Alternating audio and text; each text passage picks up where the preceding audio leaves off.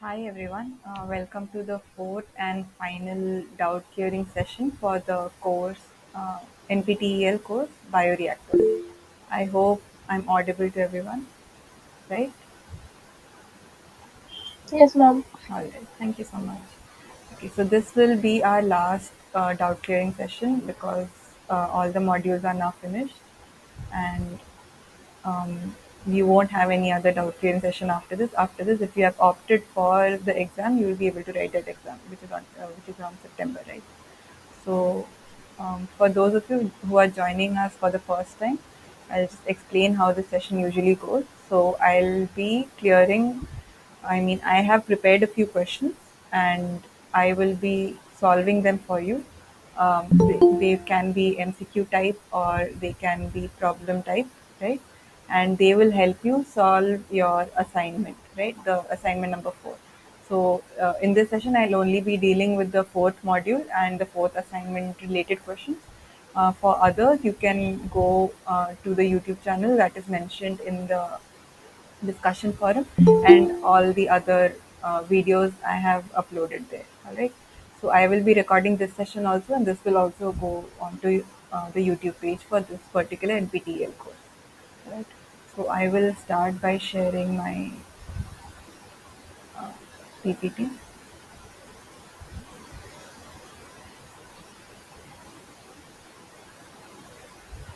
I hope it's visible to everyone. Can someone write in the chat the PPT? Yes. Yes, ma'am. All right. Thank you.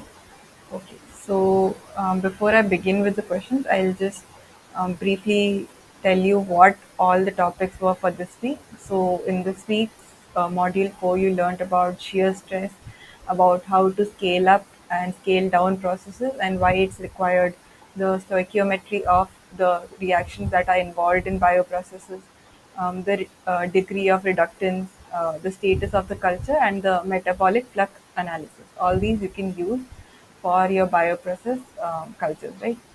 So let's move on to the first question.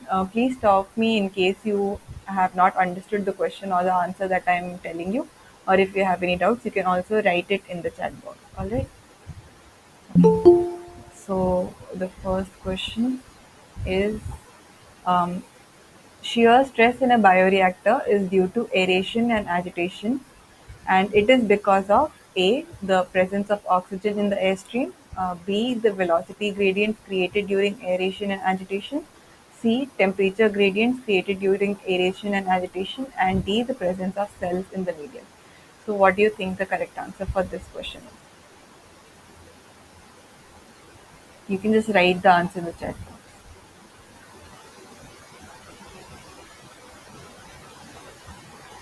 C, okay,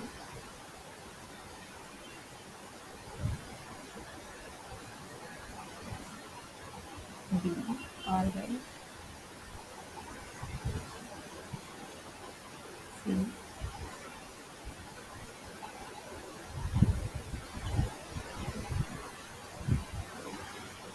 all right. There is two answers are there, B and C, according to people. So let me tell you the answer. And a few of these questions also might have multiple answers, right? Even your questions in the assignment, there are a few questions which have multiple answers, not just one answer. So the answer for this is velocity gradients created during aeration and agitation. So the answer is B.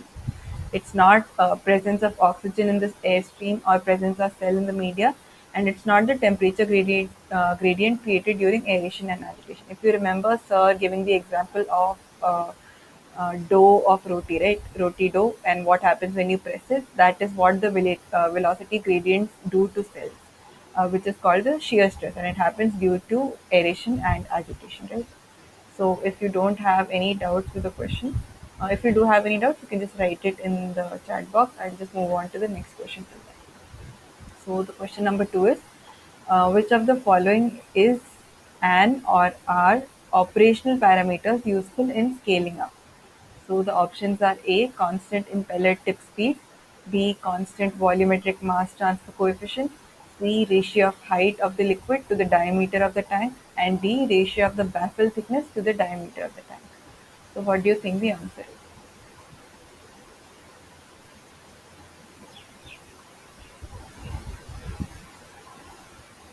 A and B, all right.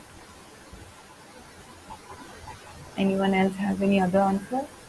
You think some it could A, all right,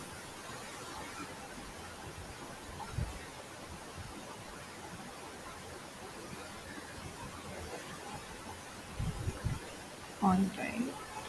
So A and B, A and B, A. Most of you seem to think it's A and B, and you are correct. So operational parameters and geometrical parameters are different, right? So C and D would have been geometrical parameters, whereas operational parameters, which the question asks for, is A and B, which is constant impeller tip speed and constant volumetric mass transfer coefficient, right? So if you don't have any doubts with this question, I'll move on to question number 3. So scale down is carried out to option is to produce the product of interest on a large scale. Option B is to test modified production strains from a large scale process. C, to validate new operating procedures of large production plants. And D, to test the feasibility of a process on a large scale. So for this, what do you think the answer is? A and B, B and C, B and C,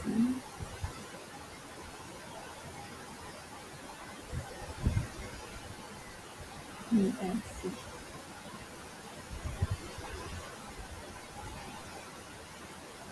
BMC. Alright. So the answer is actually BMC. It is to test modified production strains from a large scale process and to validate new operating procedures of large production plants. This you can't. It's not feasible for us to do these both things in actually large plants. So what you do is you scale it down to a small level and you see what the results are, and then you reproduce it in a larger level. So this saves your time and the cost required to do this process, right? So, to produce the product of interest on a large scale would be scale up, not scale down. And to test the feasibility of a process on a large scale will again be scale up and not scale down. All right. So, I'll move on to the next question.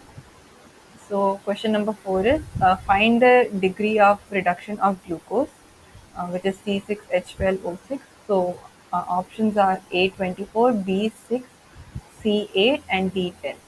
So, if you remember, sir would have taught you how to find the degree of reduction of glucose, which is the amount of electrons that uh, can be accepted or given by a molecule or a particular atom, right? And you have to add all of them to find the degree of reduction of the entire compound, right? So, if you, I'll give you maybe a minute to calculate, and then we can see what the answer is. So there are a few answers which are already coming in, and they are mostly A24, A. All right. So I think most of you have actually gotten the answer, and the answer is in fact 24. So the degree of reductance of carbon is 4 multiplied by the number of carbons in this case, which is 6. The degree of reductance of hydrogen, which is 1, multiplied by the number of hydrogens, which is 12, and the degree of reductance of oxygen, which is minus 2 into number of oxygen molecules, which is 6, which would be 24. So the answer is in fact 24. Is there someone who didn't understand how you would perform this um, question, or how you would solve this question?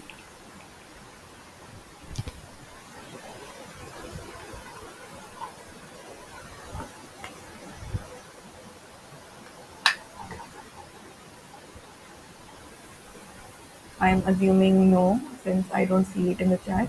So yes, most of you are correct. It is actually 24. So moving on to the next question. Cellular energy status is defined as it could be the product, I mean the NADH divided by NAD plus. It could be ATP divided by the sum of ATP and ADP. It could be the difference between ADP and ATP divided by total ATP. And it could be NADH by FADH. So what do you think is the cellular energy status? So it is mentioned by Sir in the video itself, right? So B is what you think the answer is. B. All right. So yes, the answer is B. It is ATP, the number of ATP divided by the total number of ATP and ADP. So this was a very straightforward question. I'll move on to the next question. So in the equation S dot R equals to dx by dt, what does S mean in the equation? And the options are number of metabolites, rate vector, stoichiometric vector, and state vector.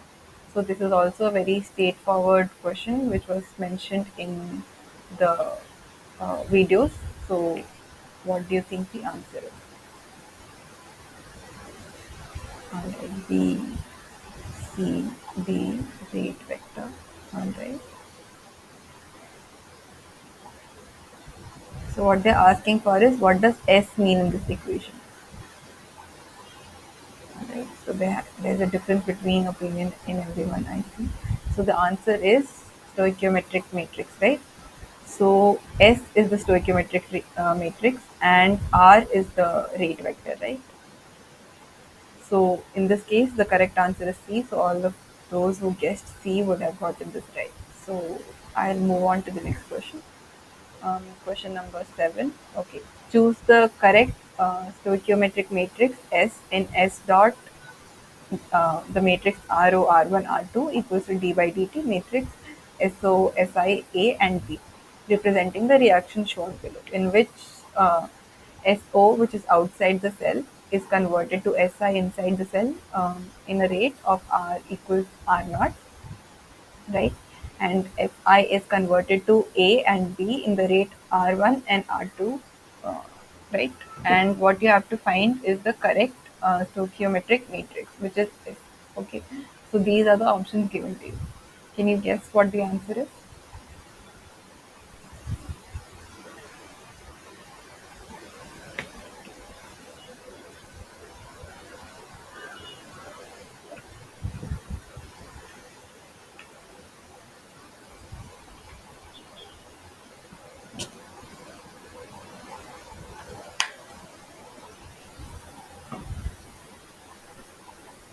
B. Okay. I hope you would remember how to do it. Sir did teach you in the videos itself. It's not a very difficult thing, but you will have to remember how to do it. So option, a lot of answers are coming in D, B, all right. So let's see how you do this. So before you get the answer for this, you have to write these equations, right? Where ds by dt, that is the production of SO by time, based on the time, is minus RO, because SO is being constantly converted to SI and there is no production of SO, right? So it is minus RO, which is the rate of formation of SI from SO or S naught. And since it's the opposite reaction, in which since all SO is being converted to Si or S naught is being converted to Si in the rate of the reaction, which is R naught. So what you see is the fact that since we're considering what happens to the rate of S naught depending on the time, you see that it is decreasing, right? Um, Rathimina, yeah, you have raised your hand, right? Do you have a doubt that I can clear? Okay, I don't think so. She's left the meeting. In case she does, we will see. Alright, so in this case, since SO is not being produced, so the rate of this reaction is minus R naught, right? So again, ds by dt, which is the rate of production of Si in this case, is equal to R naught, which is the production of Si, and minus R1 and R2, which is the rate of conversion of Si to A and B. So the total ds upon dt would be given by this reaction.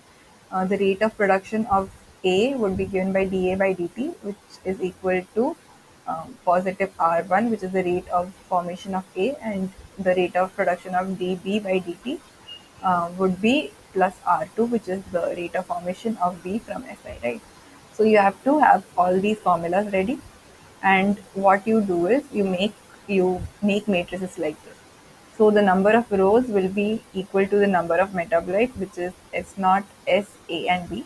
and the number of columns will be number of rates, which is R naught, R1, and R2. I've written it on top and on the sides of the matrices, all of them, right? Just for your ease. So what you see is for S naught, you have negative R naught and nothing else.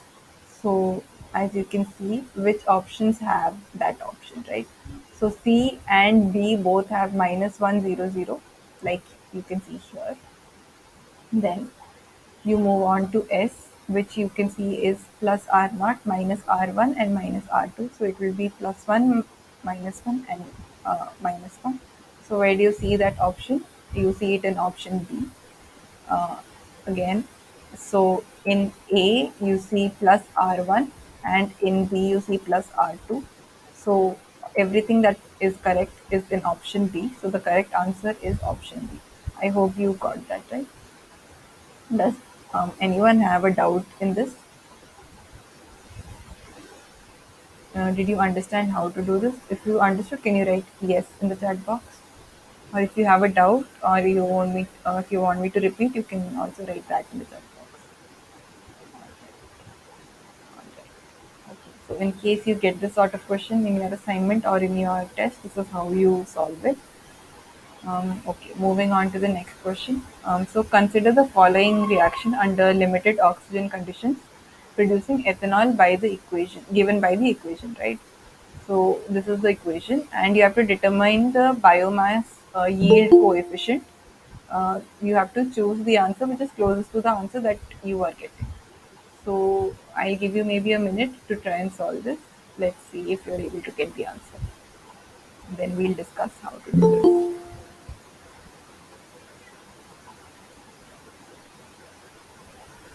If you've got the answer, you can write that in the chat box too.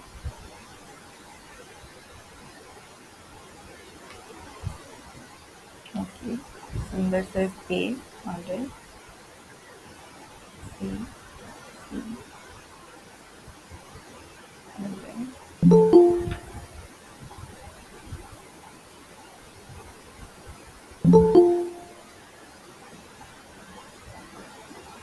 Alright. B. A variety of answers we can see. Okay.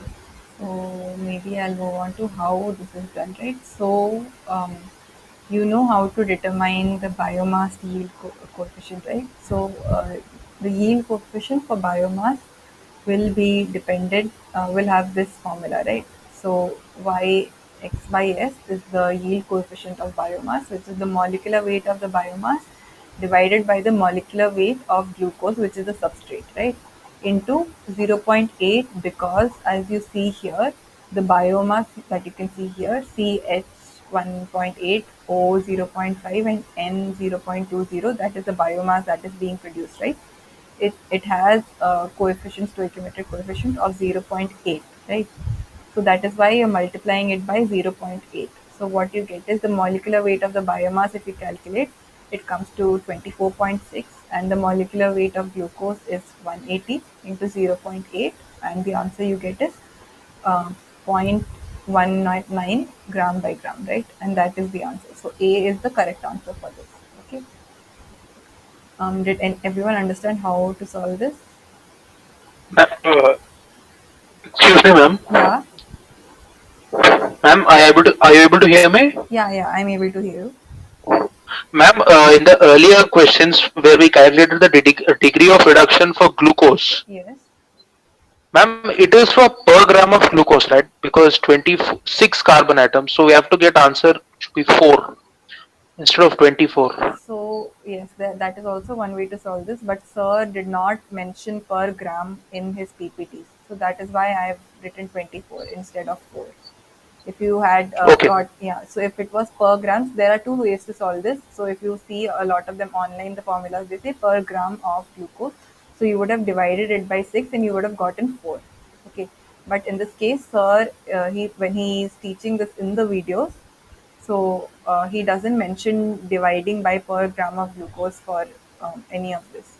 So the answer for right now I have written is it as 24.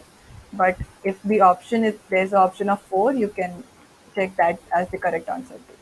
All right. Okay, ma'am. Got it. Okay. Okay. So yeah, I will.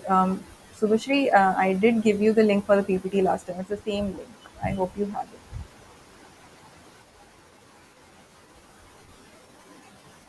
I just keep adding PPTs, the newer PPTs to the old link. All right. Um, all right. So anyone has doubts with question number 8 of how you calculated it?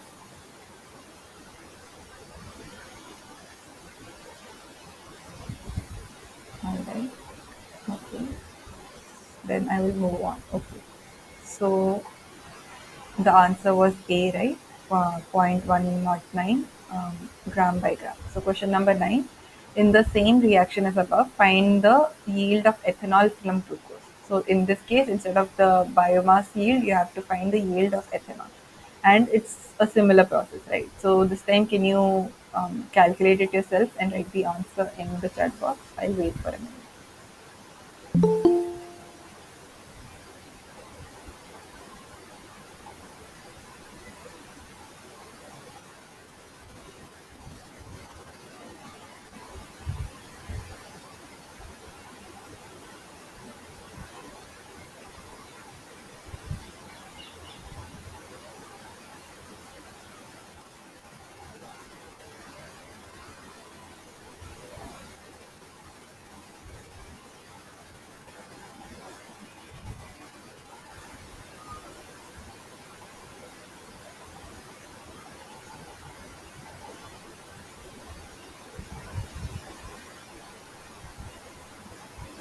0.380, all right.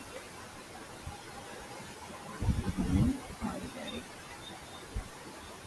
Alright, so the answer is actually 0.380. Now, since you're finding the yield coefficient for product, which is ethanol, what you have to do is you have to divide the molecular weight of ethanol, which is 46, by the molecular weight of glucose, which is again 180, and into 1.5, because you're seeing 1.5 moles of ethanol are being produced here, right, in this reaction. So the answer you get is 0.380 gram by gram. Um, so the answer is B.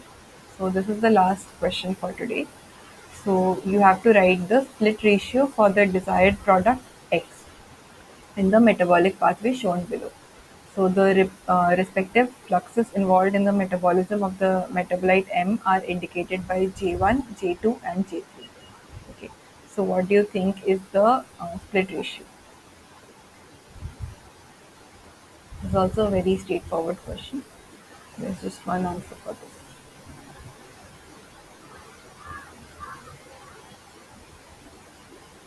C. All right. Okay, most of you seem to think it's C, and it is in fact C because the desired product, sorry, I've written Z here, it is X.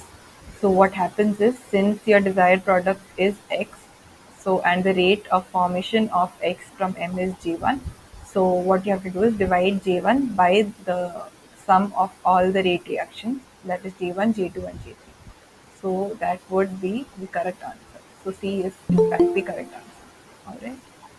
So that's it for today. There were only 10 questions, and most of these should help you solve your assignment 4. And I'm hoping help you solve any of the questions that come in the exam in case you're planning to take it. Unable to solve one numerical problem of quiz 3 assignment. Is the quiz 3,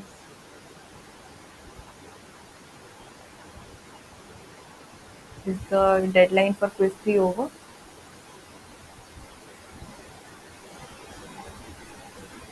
Let me check.